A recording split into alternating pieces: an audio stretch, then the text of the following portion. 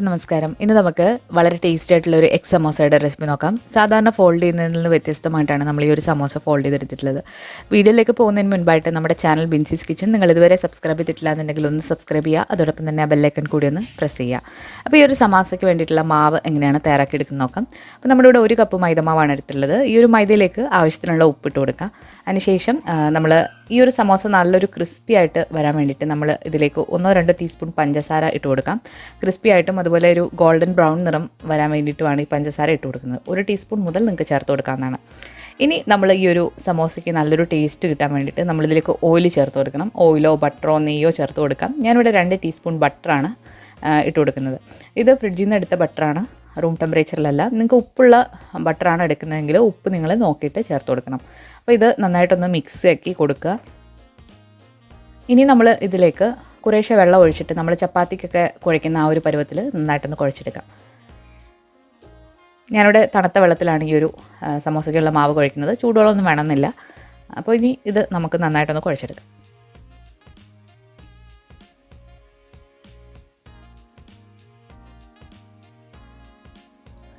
ഇപ്പം നമ്മൾ ഈ ഒരു മാവ് നല്ല സോഫ്റ്റായിട്ട് കുഴച്ചെടുത്തിട്ടുണ്ട്.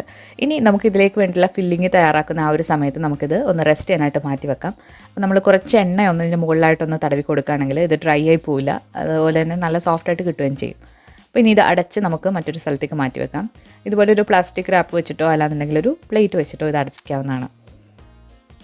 ഇനി നമുക്ക് ഈ ഒരു സമോസയ്ക്ക് വേണ്ടിയിട്ടുള്ള ഫില്ലിങ് തയ്യാറാക്കിയെടുക്കാം. ഫില്ലിങ് തയ്യാറാക്കാൻ വേണ്ടിയിട്ട് 1-2 ടേബിൾ സ്പൂൺ ഓയിൽ ഒഴിച്ചു കൊടുക്കാം. വെളിച്ചെണ്ണയോ സൺഫ്ലവർ ഓയിലോ ഏത് വേണമെങ്കിലും എടുക്കാവുന്നതാണ്. എണ്ണ ഒന്ന് ചൂടായി കഴിഞ്ഞാൽ ഇതിലേക്ക് നമ്മൾ 1 ടീസ്പൂൺ ഇഞ്ചി വെളുത്തുള്ളി പേസ്റ്റ്, പച്ചമുളക് പൊടിയായിട്ട് അരിഞ്ഞത്, കറിവേപ്പില. ഞാനിവിടെ എരിവില്ലാത്ത പച്ചമുളകാണ് എടുത്തിട്ടുള്ളത്. നമ്മൾ കഴിഞ്ഞ ദിവസം ഒരു ഓവനൊന്നും ഇല്ലാതെ ചെയ്യാൻ പറ്റിയ നല്ല അടിപൊളി പപ്സിൻ്റെ റെസിപ്പി ഇട്ടിട്ടുണ്ടായിരുന്നു. അപ്പോൾ ആ ഒരു പപ്സിൽ യൂസ് ചെയ്ത അതേ ഫില്ലിങ്ങാണ് ഞാനിവിടെ എടുക്കുന്നത്. അപ്പോൾ നിങ്ങൾക്ക് അറിയാമെന്നുണ്ടെങ്കിൽ സ്കിപ്പ് ചെയ്ത് പോകാവുന്നതാണ്. അപ്പോൾ ഇത് നന്നായിട്ടൊന്ന് വഴറ്റിയെടുക്കാം. ഇപ്പോൾ ഒരു ലൈറ്റ് ബ്രൗൺ നിറമായി വന്നിട്ടുണ്ട്. ഇനി ഇതിലേക്ക് ഒരു വലിയ സവാള പൊടിയായിട്ട് അരിഞ്ഞത് ഇട്ട് കൊടുത്തിട്ടുണ്ട്. ഇതിലേക്ക് ആവശ്യത്തിനുള്ള ഉപ്പും കൂടി ഇട്ടിട്ട് നന്നായിട്ടൊന്ന് വഴറ്റിയെടുക്കണം.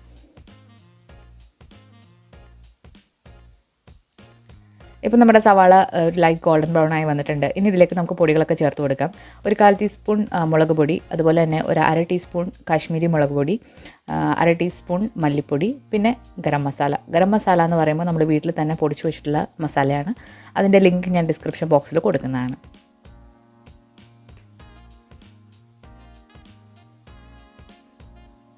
പൊടികളിട്ടിട്ട് അതിൻ്റെ പച്ചമണം നന്നായിട്ടൊന്ന് മാറ്റിയെടുക്കാം. അതിനുശേഷം നമുക്കിതിലേക്ക് നന്നായിട്ട് പഴുത്ത ഒരു തക്കാളി പൊടിയായിട്ട് അരിഞ്ഞത് ഇട്ട് കൊടുക്കാം. ചെറിയ തക്കാളിയാണ് ഞാനിവിടെ ചേർത്തിട്ടുള്ളത്. വലിയ തക്കാളി ആണെന്നുണ്ടെങ്കിൽ പകുതി മാത്രം ചേർത്ത് കൊടുത്താൽ മതി. അപ്പോൾ ഈ ഒരു തക്കാളി കൂടി ഇട്ടിട്ട് നന്നായിട്ടൊന്ന് വഴറ്റിയെടുക്കണം. ഇതൊന്ന് അടച്ചു വെച്ചിട്ട് വേവിക്കുകയാണെങ്കിൽ ഈ ഒരു തക്കാളി പെട്ടെന്ന് തന്നെ വഴണ്ട് കിട്ടും. അപ്പോൾ നമ്മുടെ മസാല ഇവിടെ റെഡി ആയിട്ടുണ്ട്. അതുപോലെ തന്നെ ഇതിലേക്ക് വേണ്ടിയിട്ടുള്ള മുട്ട പുഴുങ്ങിയിട്ട് തൊലി കളഞ്ഞ് ഇതുപോലെ 2ആയിട്ട് കട്ട് ചെയ്ത് വെച്ചിട്ടുണ്ട്. ഞാനിവിടെ 4 മുട്ടയാണ് എടുത്തിട്ടുള്ളത്. നിങ്ങൾക്ക് എത്ര മുട്ട വേണോ അത്രയും എടുക്കാമെന്നാണ്.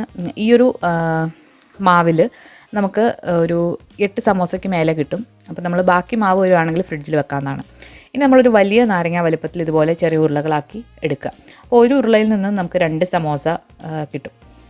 അപ്പോൾ ഇത് നന്നായിട്ട് ഇതുപോലെ സ്മൂത്തായിട്ടൊന്ന് ഉരുട്ടിയെടുക്കുക. ഇനി ഇതിന് മുകളിലായിട്ട് കുറച്ച് പൊടി ഇട്ടതിന് ശേഷം നമുക്കിത് ഒന്ന് പരത്തിയെടുക്കാം. പരത്തിയെടുക്കുമ്പോൾ ശ്രദ്ധിക്കേണ്ടത് ഇത് നല്ല നീളത്തിൽ വേണം പരത്തിയെടുക്കാനായിട്ട്. അപ്പോൾ 2 സമോസ നമ്മൾ ഇതിൽ നിന്ന് തയ്യാറാക്കാൻ പോവാണ്. നിങ്ങൾക്ക് കുറേശ്ശെ ആയിട്ടും ചെയ്ത് നോക്കാവുന്നതാണ്. ഞാനത് എളുപ്പത്തിന് വേണ്ടിയിട്ട് ഒറ്റയടിക്ക് 2 ചെയ്ത് കാണിക്കുന്നു. ആദ്യം റൗണ്ട് പോലെ ഒന്ന് പരത്തുക. അതിന് ശേഷം നമ്മളിത് നല്ല നീളത്തിൽ പരത്തുക. റെക്റ്റാങ്കിൾ അല്ലെങ്കിൽ ദീർഘചതുരം ആ ഒരു ഷേപ്പിൽ വേണം ഇത് പരത്തിയെടുക്കാൻ.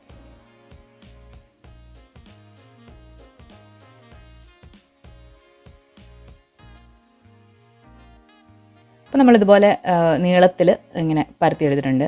ഇനി നമുക്ക് ഇത് 2ആയിട്ട് കട്ട് ചെയ്യാം. കട്ട് ചെയ്തിട്ടാണ് നമ്മൾ ആ ഒരു ഷേപ്പിൽ ഇത് ആക്കിയെടുക്കുന്നത്.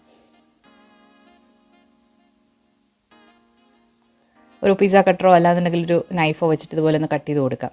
ഇനി നമുക്ക് ഇത് എങ്ങനെയാണ് നമ്മൾ ആ ഷേപ്പിലാക്കിയെടുക്കുന്നത് നോക്കാം. ഒരെണ്ണം ഇതുപോലെ എടുക്കുക. അതിന് ശേഷം നമുക്ക് ഇതിൻ്റെ ഒരു 1/4 ഭാഗം മുതൽ നമുക്ക് ഒന്ന് കട്ട് ചെയ്ത് കൊടുക്കാം. ഇതുപോലെ ഒരു റിബൺ ഷേപ്പിൽ ഇങ്ങനെ ഒന്ന് കട്ട് ചെയ്ത് കൊടുക്കാം.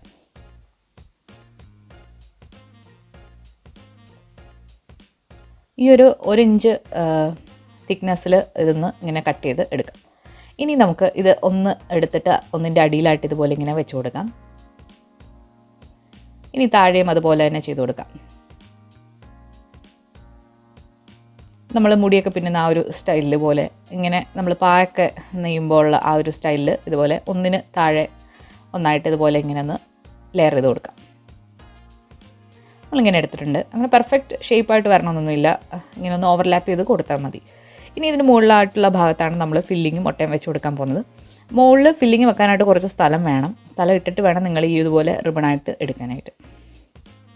അപ്പോൾ ആദ്യം കുറച്ച് ഫില്ലിങ് വെച്ച് കൊടുക്കുക. അതിന് മുകളിലായിട്ട് ഒരു എഗ്ഗിൻ്റെ പകുതി വെക്കുക. ഇനി നമ്മൾ കുറച്ച് മൈദ വെള്ളത്തിൽ കലക്കിയിട്ട് ഒരു പേസ്റ്റ് പോലെ ആക്കിയിട്ട് നമ്മളിതിൻ്റെ അകത്ത് ഒന്ന് സ്പ്രെഡ് ചെയ്ത് കൊടുക്കുക. ഇത് നന്നായിട്ട് ഒട്ടിപ്പിടിച്ചിരിക്കാൻ വേണ്ടിയിട്ടാണ്. ഇനി ഇത് അകത്തേക്ക് ഫോൾഡ് ചെയ്യാം. അതുപോലെ സൈഡുകളും ഇതുപോലെ അകത്തേക്ക് വരത്തക്ക രീതിയിലൊന്ന് ഫോൾഡ് ചെയ്ത് ഇങ്ങനെ ഇതിന് മുകളിലായിട്ട് റോൾ ചെയ്തെടുക്കുക. അതുപോലെ നമുക്ക് ഇതിൽ കുറച്ച് ഗ്യാപ്പൊക്കെ ഉണ്ടെന്ന് തോന്നുകയാണെങ്കിൽ ഒന്ന് ഫില്ല് ചെയ്ത് ഒന്ന് പ്രസ് ചെയ്ത് കൊടുക്കാവുന്നതാണ്. അപ്പോൾ എല്ലാം ഇതുപോലെ ഒന്ന് ചെയ്തെടുക്കാം.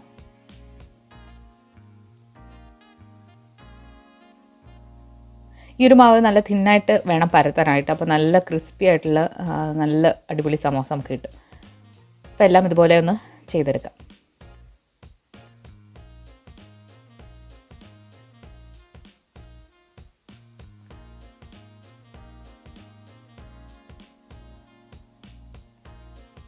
അപ്പോൾ ഇത് ഇങ്ങനെ ചെയ്തതിന് ശേഷം നമുക്ക് ഓയിലിട്ട് ഫ്രൈ ചെയ്തെടുക്കാവുന്നതാണ്. അപ്പോൾ എണ്ണ നന്നായിട്ട് ചൂടായി വന്നിട്ടുണ്ട്. അതിലേക്ക് ഇട്ട് നമുക്ക് മീഡിയം ഫ്ലെയിമിലിട്ട് ഫ്രൈ ചെയ്തെടുക്കാം. ഒരുപാട് തീ കൂടി പോരുത്, ഇത് കരിഞ്ഞു പോകും. ഒരുപാട് നേരം ഇത് ഫ്രൈ ചെയ്യേണ്ട ആവശ്യമില്ല. ജസ്റ്റ് കുറച്ചൊന്ന് ഇടുമ്പോഴത്തേക്ക് ഇത് ലൈറ്റ് ഗോൾഡൻ ബ്രൗൺ ആയി വരും.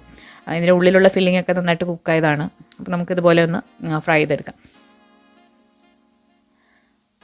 ഇപ്പോൾ ഒരു വെറൈറ്റി ഷേപ്പിലുള്ളൊരു സമോസയാണ്. അപ്പോൾ എല്ലാവരും ഒന്ന് ട്രൈ ചെയ്ത് നോക്കുക. ട്രൈ ചെയ്തതിന് ശേഷം നിങ്ങളുടെ അഭിപ്രായങ്ങളൊക്കെ കമൻസിലൂടെ അറിയിക്കുക. അതുപോലെ നമ്മുടെ ഇതിന് മുൻപുള്ള സ്നാക്സിൻ്റെ റെസിപ്പീസൊക്കെ കണ്ടു നോക്കാം. ഞാനൊരു പ്ലേലിസ്റ്റ് ക്രിയേറ്റ് ചെയ്തതിന് ശേഷം ലിങ്ക് ഡിസ്ക്രിപ്ഷൻ ബോക്സിൽ കൊടുക്കുന്നതാണ്. അപ്പോൾ ഈ ഒരു വീഡിയോ ഇഷ്ടമായിട്ടുണ്ടെങ്കിൽ നിങ്ങൾ തീർച്ചയായിട്ടും ലൈക്ക് ചെയ്യാനും ഷെയർ ചെയ്യാനും മറക്കരുത്. അതുപോലെ നിങ്ങൾക്ക് പുതിയതായിട്ട് എന്തെങ്കിലും റെസിപ്പികൾ കാണണമെന്നുണ്ടെങ്കിൽ ഈ ഒരു വീഡിയോയുടെ താഴെ കമൻറ്റ് ചെയ്യാം. പുതിയൊരു റെസിപ്പി വീഡിയോ ആയിട്ട് നമുക്ക് വീണ്ടും കാണാം. താങ്ക്